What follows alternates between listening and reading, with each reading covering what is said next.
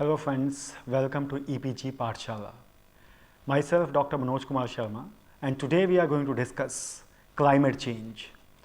We all know climate change is an important and interesting topic. It affects not only us, it affects not only one country, it affects the entire countries. All countries are affected to varying degrees in different manners. Countries which are island countries appear to have been most affected by it. But those countries which have got coastal zones, they are also going to be affected by it. Be it India, be it China, be it US, be it UK, or developed countries or developing countries. Climate change is not going to leave any of us. Therefore, it is very important to find out what are the causes of climate change, why climate change happens, and what will be the effect of climate change, and what are the direct impacts of climate change, what will be the timeline of climate change, and what efforts we are making at the international level to protect climate change, to prevent climate change, and to adaptability to ensure that we adapt to climate change. Not only one country needs to adapt, it is the need of every country of this world to make their contributions, to make their efforts in adapting to climate change. And then it is also important to know that if international efforts have been made to adapt and mitigate the effects of climate change, what efforts have been made by us, that is India, towards this end. This is what we'll be discussing today. So let's start our module for the day, that is climate change. In this module, we'll inform the reader about the concept of climate change, reasons of climate change, effect of climate change, what efforts have been made at the national and the international level to adapt to climate change, and how to mitigate the effect of climate change. And in this process, we'll also be discussing the approach to climate change. And in the end, we'll be discussing what actions have been taken by us, that is India, to mitigate and adapt to climate change and its effect. Before moving with the presentation on climate change, let us first find out what is meant by climate change. We all understand that there is a fine difference between weather and climate change. Weather, we all know, can change in a couple of hours, whereas climate, it takes a longer period of time, maybe 100 or millions of years to change. When we talk about climate change, we look at the climate of a particular place and the changes which usually takes place. That means that when the climate changes from the usual weather found at a particular place over a longer period of time. The climate change may be due to various reasons. They may be natural, they may be anthropogenic, that is human-induced changes can also be there. We have witnessed in the past also, human history is witness to the fact that natural causes have also contributed to change in climate. Whereas of late, the industrialization has caused climate change due to human-induced efforts. Due to climate change, various changes may occur, maybe changes in rain level, the precipitation, the snowfall, where it has been occurring. And accordingly, if we see the concept, the meaning of climate change, two meanings we'll be discussing. One is the meaning which is given by the IPCC, that is Intergovernmental Panel on Climate Change. As per the IPCC, climate change is the change in the state of the climate that can be identified. That is, with the help of statistical tools, statistical tests, we can identify the change in the climate, and this change is to be measured by changes in the mean, or this change is to be measured as to the variability of the properties of the climate. And as we said, that it is not for a small period of time. We look at climate change from a longer duration perspective. Therefore, the IPCC says it is a change in the state of the climate that can be identified by changes in the mean and or variability of its properties, and that change which persists for an extended period of time, typically decades or maybe longer. Therefore, it refers to any change in the climate over time, whether due to natural variability or as a result of human activity. Thus, if we look at the definition given by the IPCC, it takes into account the climate change both by natural reasons as well as due to anthropogenic reasons. But when we look at the definition given by UNFCCC, that is United Nations Framework Convention on Climate Change, we find that this basic convention or framework convention refers to climate change as change of climate that is attributed directly or indirectly to human activity that alters the composition of the global atmosphere, and that is in addition to the natural climate variability observed over comparable time periods. Therefore, if we compare both the definitions, we find that so far as UNFCCC is concerned, it is taking into account climate change only when that is the result of human activities, whereas the IPCC's definition, or this intergovernmental panel on climate change, its definition is a little wider, that takes into consideration both natural as well as human causes. If we look at the facts regarding climate change, we find that during the last a century odd, that is from 1901 to 2016, there is a global increase in the temperature. That means if we look at the data which is submitted by United States Global Change Resource Program, the report submitted in 2017, that report points out that global annually averaged surface air temperature has increased by about 1.8 degree Fahrenheit, that is around 1 degree Celsius, over the last 115 years. So therefore, post-industrialization, we have witnessed around 1.8 degree Fahrenheit increase in global surface air temperature. And if the report quotes that this is the warmest period in the history of the modern civilization, it says the last 16 years have been the warmest period during the entire history of modern civilization. And if we look at 2016, as per the report, of first 9 months, that is January to September 2016, out of these 9 months, 8 months have witnessed the highest record high temperatures except the month of June. Therefore, it is a problem which affects us, which affects the entire humankind, which affects the entire globe. If we look at when this climate change came to limelight, we'll have to trace the history or the evolution of the term climate change, global warming, and also we will have to look at when the efforts or when the events occurred which triggered the research in climate change. Then we find that in 1859, John Tyndall, he brought to notice that the changes have occurred in the concentration of gases and around the atmosphere, and he brought to notice that if we bring about the changes in the concentration of gases in the atmosphere, then that could bring about changes in the climate. And he discovered that some gases, they block infrared radiation, and therefore they can bring about changes in the concentration of gases, and they can bring about this climate change. In 1896, another scientist, he concluded that increased industrialization, that is burning of coal and other fossil fuels, they have enhanced the natural greenhouse effect. And accordingly, he published the first calculation of global warming from human emissions of carbon dioxide. That actually led to increased emphasis on global warming or the climate change. In 1938, a British engineer, Guy Stewart, he developed a theory whereby he linked rising temperatures to increased CO2 concentrations in the atmosphere. He used the data from various weather stations around the world, and on the basis of the analysis of the data, he pointed out that post-industrialization, there is a rampant increase in CO2 concentrations in the atmosphere. In 1955, Gilbert Blas, who was a US researcher, he developed his carbon dioxide theory, and he analyzed that infrared absorption of various gases that takes place, and accordingly he linked this carbon dioxide with the greenhouse effect. In 1957, Roger Weil discovered that entire carbon dioxide which is produced by humans, that is not absorbed by the oceans, and therefore some portion of that carbon dioxide which is produced by humans, that goes into the atmosphere, since it is not absorbed by the sinks.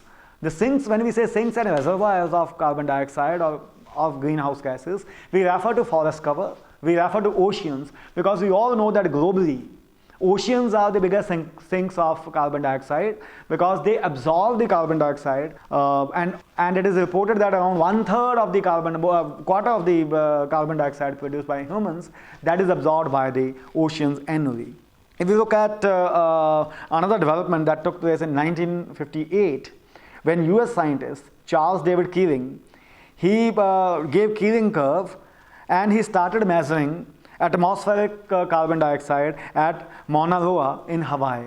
And this is therefrom we started. This facility is still existing, and the measurement of atmospheric carbon dioxide is still taking place at this facility. In 1975, Wellesberger, he coined the term global warming in his paper Climate Change, where he discussed that we are at the brink of pronounced global warming, which gave added emphasis and added impetus to the global concerns towards climate change.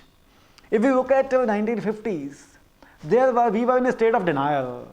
We were in a state that we were not ready to accept that climate change is occurring due to the human induced factors.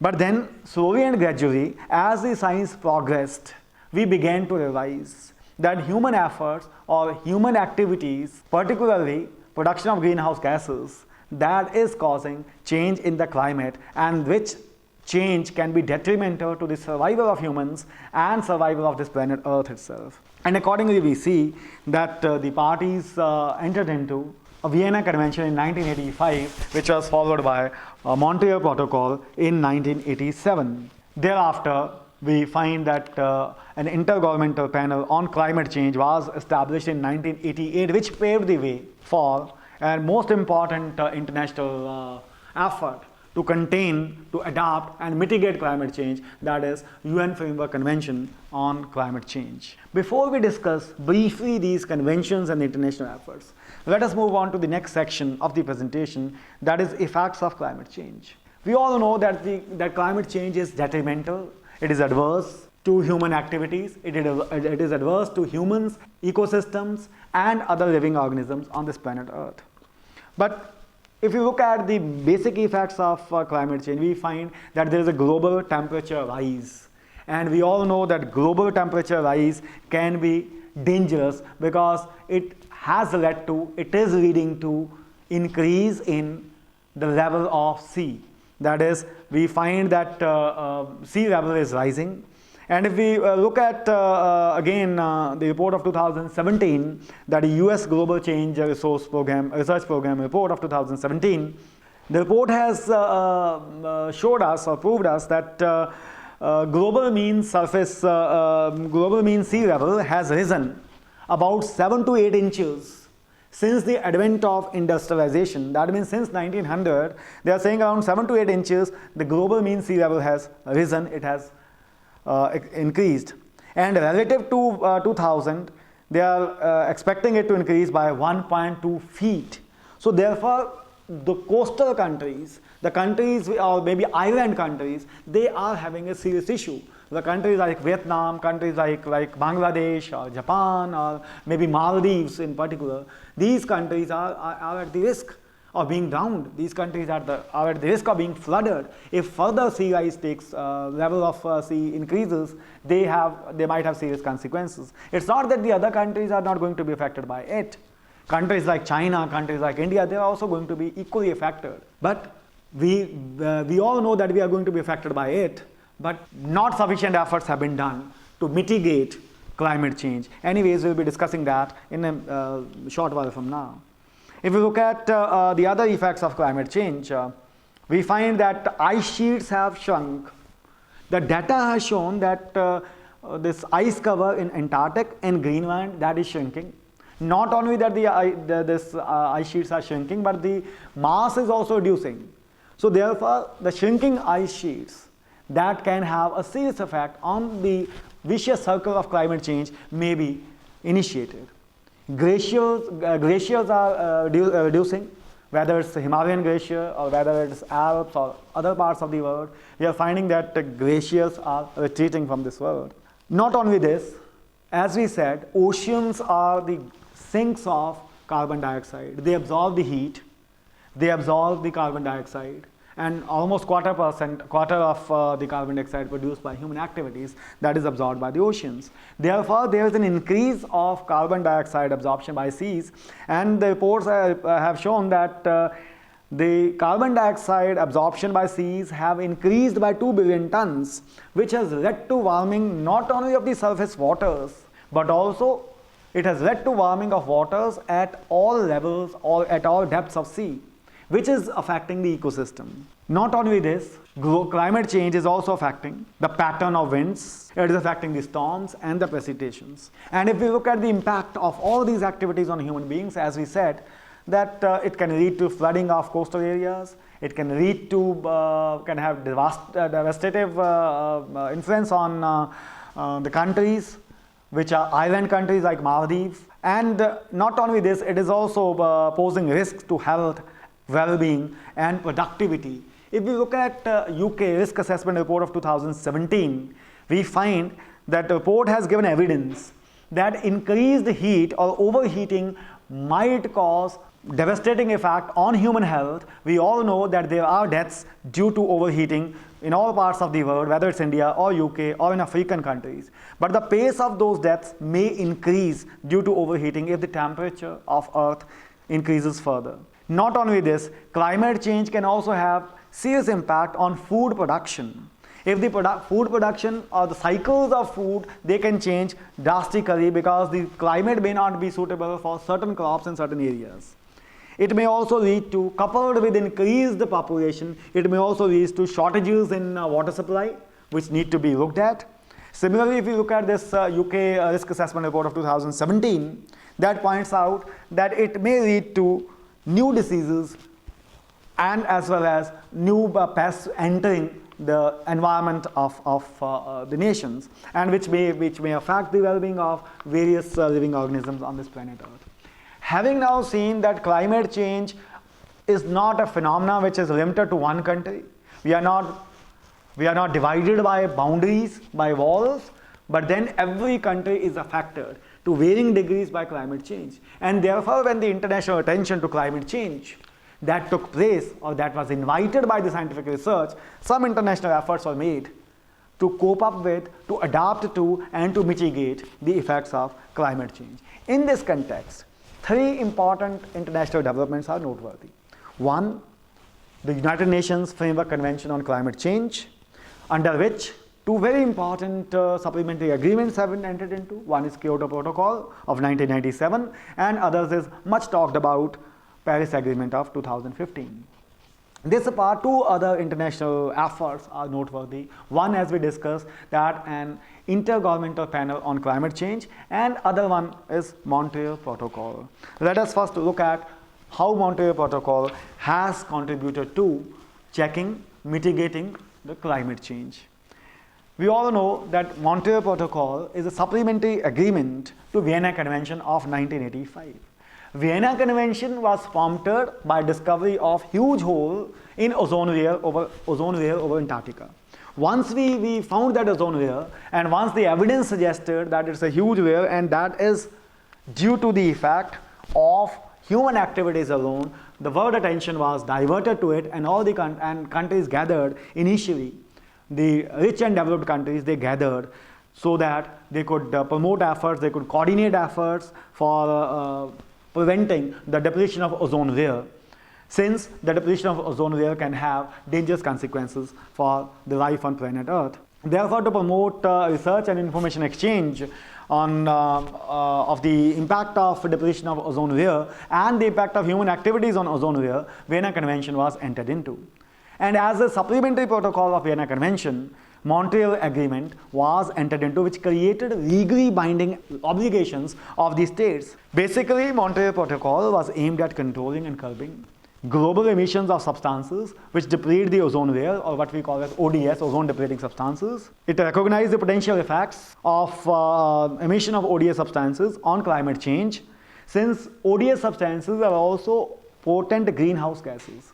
It is basically the emission of these greenhouse gases which is leading to climate change, which is affecting the climate at the global level. The Montreal Protocol has undergone 6 amendments, the latest being made in 2016 in Kigali, Rwanda. The Kigali Amendment added hydrofluorocarbons, HFCs, as a controlled substance and provided schedule for reduction of use of HFCs by 80 to 85%. And if we look at the effect of this Kigali Amendment to Montreal Protocol on climate change, we find that this 2016 amendment is expected to prevent 105 million tons of carbon dioxide equivalent of greenhouse gases, which will help us to avoid 0.5 degree Celsius temperature rise by 2010. Therefore, though Montreal Protocol was enacted primarily with the object of preventing the depletion of ozone layer, however, now it is contributing substantially in preventing and mitigating climate change. Another international effort, as we discussed, was the setting up of IPCC, that is Intergovernmental Panel on Climate Change. It was established in 1988 by World Meteorological Organization and the United Nations Environment Programme.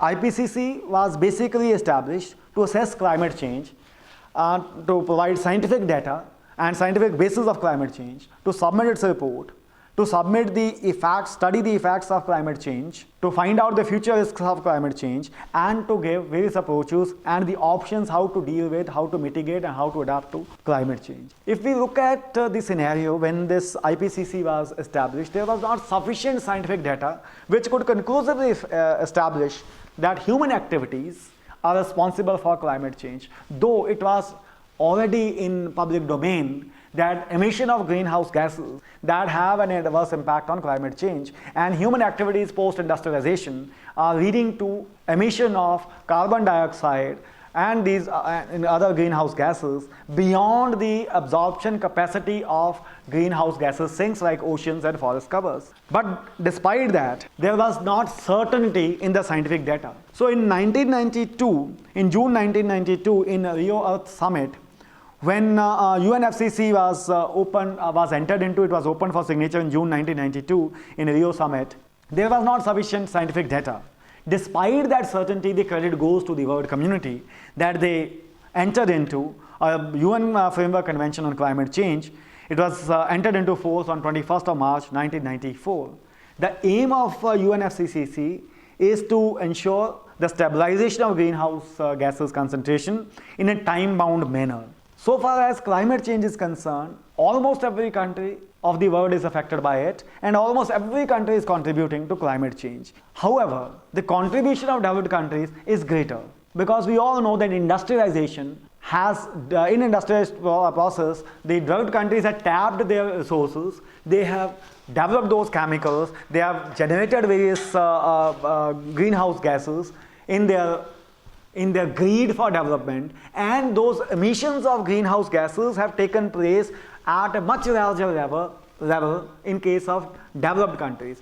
So far as the developing countries are concerned, though they are also responsible for emission of greenhouse gases from their territories, however, their per capita emissions are lesser than the developed countries. That is why the international efforts, particularly UNFCCC, that is Framework Convention, as well as the Kyoto Protocol and Paris Agreement, which have been entered under this, they are based on the principle of common but differentiated responsibilities and respective capabilities.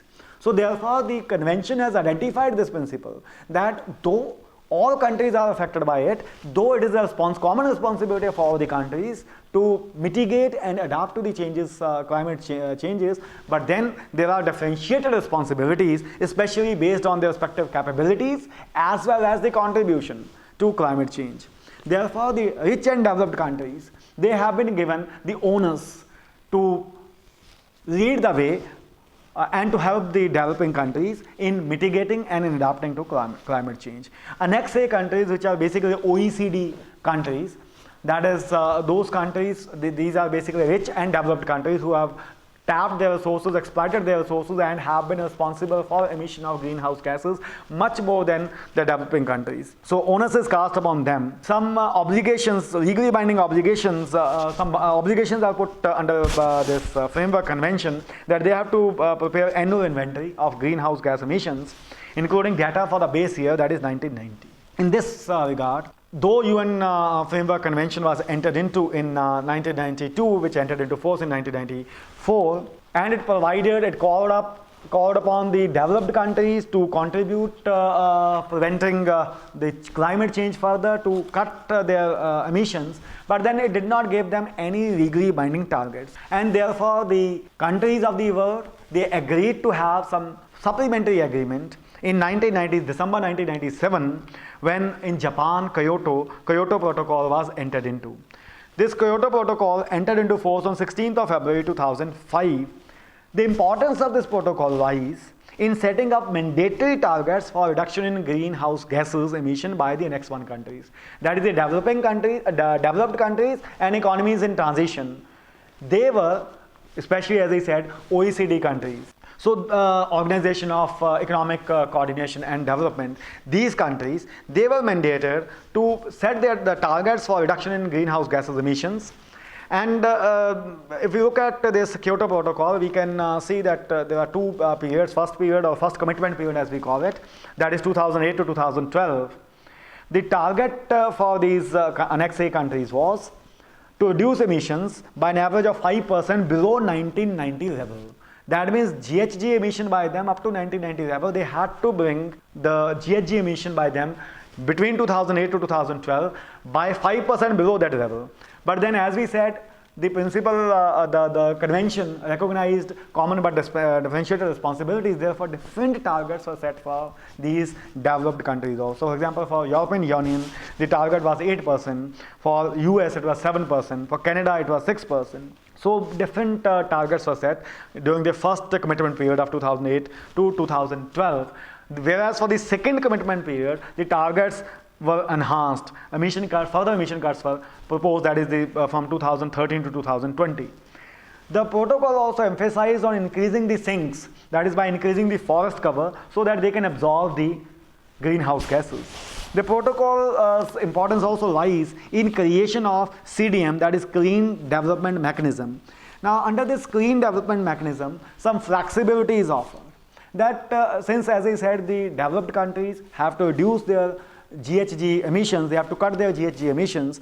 In this process, they have been given the power that they can sponsor GHG reduction projects in developing countries, and therefore they can achieve their targets. Paris Agreement recognizes the needs of developing countries, and therefore it understands and appreciates that the global emission of GHGs, they are bound to increase from the developing countries perspective, because they are still to develop. Their needs, the poverty and other factors, the emission by developing countries is yet to increase. It has not peaked as such. That is why the Paris Agreement has recognized or aimed at that GHG emission should peak as early as possible, and once it peaks, thereafter a rapid reduction should be undertaken so that the effect on the adverse impact on the climate that can be mitigated. The Paris Agreement aims that between 2050 and 2100, the emission of GHG should be to that extent only which can be absorbed by the natural sinks. That means we should not emit greenhouse gases more than the sinking capacity of the resources on the earth. And as we discussed, that Paris Agreement being under this United Nations Framework Convention on Climate Change is based upon the common but differentiated responsibilities, and hence recognizes the obligation of the developed countries to support the developing countries and least developed countries and island countries, not only by technology transfer, so that the effects of climate change can be mitigated, but also in capacity building for adapting to climate change. Paris Agreement and the negotiations prior to Paris Agreement, they have called for INDC, that is intended national determined contributions from the parties. That means all the parties, they should submit how much national determined contributions they are going to make, they intend to make to prevent climate change, to mitigate the adverse effect of the emissions by them. And this agreement envisages that these ambitious target of 2 degrees Celsius, containing the temperature not to increase by more than 2 degrees Celsius above this pre-industrial levels, Paris Agreement envisages that these targets should be revised every 5 years.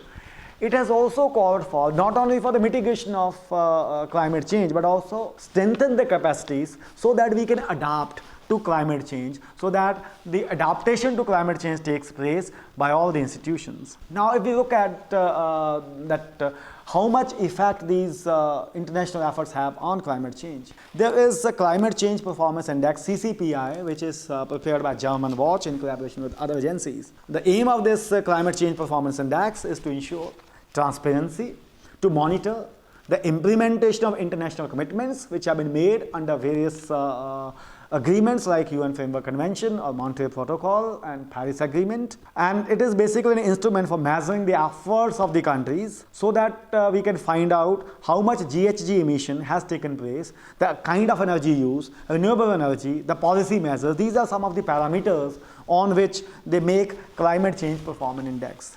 If we look at Climate Change Performance Index ratings for 2018, we find that the developed countries, they are in the red zone. Out of the 60 countries, the United States of America stands at 56 in greenhouse gases emission, as well as their performance in cutting the emission of greenhouse gases, their performance in policy changes. So therefore, if we look at these countries like Japan, Canada, Russian Federation, China, United States, Australia, all these countries are in the red zone. That means these are near 50s or 60. Their index is too high. Whereas the countries like Sweden, Lithuania, Morocco, United Kingdom, and India, they are in top 15 in climate change performance index. India is also figuring at 14th place, though India is one of the largest emitters of greenhouse gases. But despite this, per capita emission of GHG by India is relatively much lesser than the developed countries. That is why India has bagged a spot in the green belt, that is at 14th rank. Now, if we look at what efforts have been made by the government of India towards adapting and mitigating climate change, we find that in June 2007, Prime Minister's Council on Climate Change was constituted. The aim of constituting this council was to coordinate national plan for assessment, adaptation and mitigation of climate change, to advise the government on policy making, and to facilitate inter-ministerial coordination for preventing the adverse effects of climate change. In 2008, we launched NAPCC, that is National Action Plan on Climate Change. This National Action Plan on Climate Change has 8 national missions. Among these 8 national missions, Jawaharlal Nehru National Solar Mission, that was launched. The aim of this mission is to establish India as a global leader in solar energy. The mission aims at developing 20,000 megawatts of solar energy and to facilitate the solar energy. The mission also aims at that 20 million square meter of solar thermal collector area should be created. And to help clean energy, we have established in India National Clean Energy Fund in 2010. And if we look at with other legislative changes in Indian policy, we find that that Electricity Act of 2003, read with National Tariff Policy, that mandates the power corporations, that mandates them to purchase grid-based power from renewable resources. That means if this solar power is generated, it is mandatory for these power corporations, the distribution companies, the power coms, to purchase energy from these resources mandatorily a fixed percentage. The second mission as part of National Action Plan on Climate Change is National Mission on for Enhanced Energy Efficiency. We all know that energy efficiency can save fuel, and if we can avoid use of fossil fuels, we will be contributing to reductions in emissions of greenhouse gases. Therefore, to facilitate that, this National Mission for Enhanced Energy Efficiency that was launched, the purpose of this mission is to increase efficiency, energy efficiency, and development of energy efficient appliances and equipments. If we see the INDC submitted by India to in compliance with the Paris Agreement, we find that India has submitted that we are manufacturing super efficient ceiling fans. We have distributed 2.58 million LED bulbs to save energy so that burning of fossil fuels that can be avoided. The mission also aims at facilitating energy efficient economic development, and as he said, the target is to save fuel and also to avoid capacity addition so that greenhouse gases emission can be reduced. Then we have launched National Mission on Sustainable Habitat. The purpose of this mission is to optimize energy demands, large commercial buildings, and in this perspective, Energy Conservation Building Code of 2007 has been enacted. This Energy Conservation Building Code has been made applicable to all new buildings as well as existing buildings. The purpose of this sustainable habitat is to shift to energy efficient and convenient public transport modes, and also to utilize urban waste so that from this waste oil or fuel can be produced. We have also launched National Water Mission. As we said that one of the effects of climate change coupled with the population increase would be the deficit in water.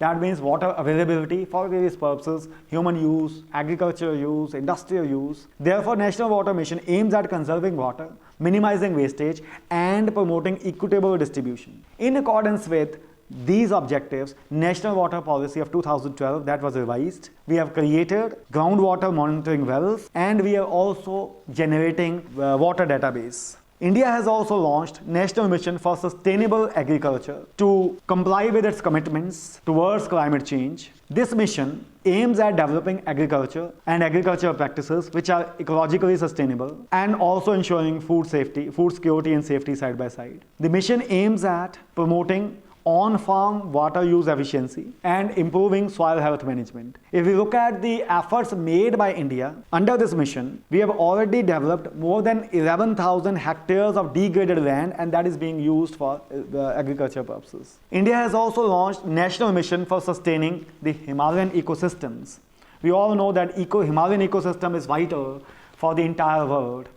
The Himalayan ecosystem contains and is responsible for biodiversity, and therefore the mission aims at protecting, conserving and promoting biodiversity and protecting wildlife of Himalayas. Under this mission, the purpose is to identify various institutions on Himalayan ecosystems which can provide or bridge the knowledge gap so that we can create centers of learning where the research can be promoted, which can conduct research on the adverse effects of climate change on the Himalayan ecosystem and how to mitigate this effect on Himalayan ecosystems. Under this mission, the programs have been initiated for identification and training of experts. We have also enacted an observational network where the climate change scenarios can be observed in the Himalayas. Then we have launched a national mission for a green India. The purpose of this mission is to increase forest cover on 5 million hectares of forest and non-forest land so that the natural sinks can be increased, so that the carbon dioxide can be absorbed by these natural sinks, that is the forest cover. The mission also aims at increasing forest-based livelihood. This apart, under the mission, various state action plans on climate change that have been initiated, states have been asked to prepare those plans. Many states have already submitted the plans and they are going in for massive afforestation so that the capacity of sinks can be increased. India has also established a national mission on strategic knowledge for climate change. The purpose of this mission is to promote research and development on climate change, the aspects of climate change, how this can be mitigated, and to ensure adequate funding for this research. Therefore, we find India has made adequate efforts to prevent, mitigate climate change. Dear students, today we have analyzed what is climate change, what are the effects of climate change. We all know the reason of climate change. Today it has been established with sufficient certainty that more than 90% of the human activities are responsible for more than 90% of the climate change, that is the emission of greenhouse gases due to human activities. And we all know that climate change is detrimental to the survival of this planet. Today we have understood that to prevent climate change and to make adaptation towards climate change, various efforts have been made at the national and international level. At the international level, Montreal Protocol was enacted, though that was enacted with the purpose of dealing with hole in ozone layer, but it has also contributed towards mitigating climate change. This apart, we have the Framework Convention, UN Framework Convention on Climate Change, where the approach of the international documents, whether it's Kyoto Protocol, whether it is Paris Agreement or Framework Convention, the approach is towards both mitigation as well as adaptation. The initial emphasis of the international efforts was towards mitigation, whereas now we are also concentrating on adaptation. These international efforts are based on a very important principle: common but differentiated responsibilities and respective capabilities, meaning thereby that the developed countries should be contributing more towards mitigating climate change and towards capacity generation of the developing countries. They should help the developing countries by generation of funds as well as by technology transfer. And we have also learned that India has also made efforts towards mitigating and adapting to climate change by initiating, not only that we have enacted a council, Prime Minister's Council on Climate Change, to advise the government to make policy decisions, but also we have 8 national missions have been there, which are basically to comply with the international commitment towards climate change. Dear students, as we have discussed today, that there are various causes for climate change, and particularly the main reason is greenhouse gas emission, which is the result of rampant industrialization, unregulated, uncontrolled use of fossil fuels, and human activities. These human activities have dented and they have contributed significantly towards greenhouse gases concentrations at the atmospheric level, and they have led to increase in surface temperature, they have led to increase in global temperature, and global mean sea level has risen. Not only this, we have also discussed how the Arctic and the ice glaciers are melting, how the ice cover is slowly decreasing. We have also discussed today what international efforts have been made to deal with this all-important issue. We have discussed that at the international level, we have Montreal Protocol, which is a supplementary agreement to Vienna Convention of 1985. We have also this most important United Nations Framework Convention on Climate Change. And under this UN Framework Convention, we have entered into Kyoto Protocol in 1997, and recently in 2015 we have entered into a Paris Agreement, which has been ratified by many countries of the world, which is going to take effect in 2020. The purpose of these international efforts is to mitigate the climate change effects and also to prepare ourselves to adapt to climate changes. India has also contributed significantly.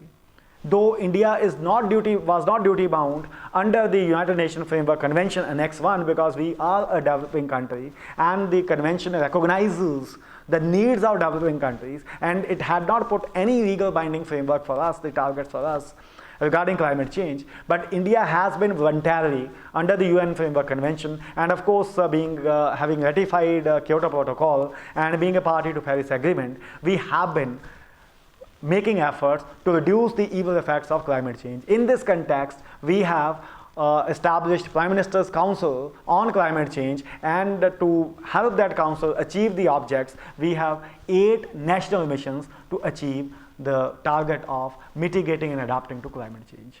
Thank you.